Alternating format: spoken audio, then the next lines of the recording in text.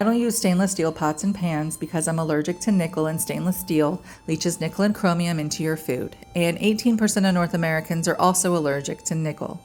So someone asked me if I could explain the practical ways that I use the ceramics in my kitchen, and I thought I would do that while showing a video of me cleaning a pyroceramic cake pan.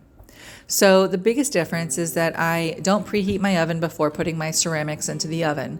This is so important, especially if you're taking something out of the freezer. If you have a cold pan, it needs to go into a cold oven.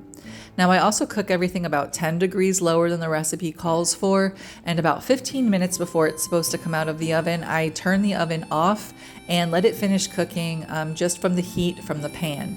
And this ensures that the center cooks all the way through, but that the edges and the top don't burn. Now, similarly, when you're using a stovetop, you don't want to put the pan directly onto a burner on high.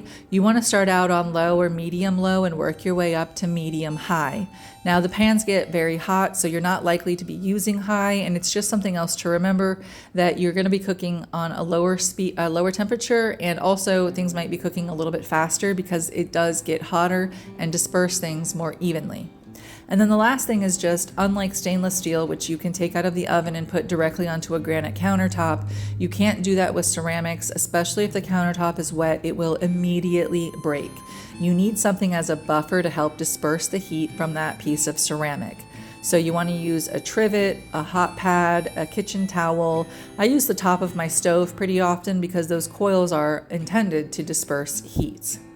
And when I'm done cleaning with the barkeeper's friend, I always make sure to rinse it off really well and then do a thorough wash with my dish soap. That way it is safe and ready to go, and you can see it looks brand new. It's so beautiful. And on the underside, you can see where it says range, and that means that it is stovetop safe.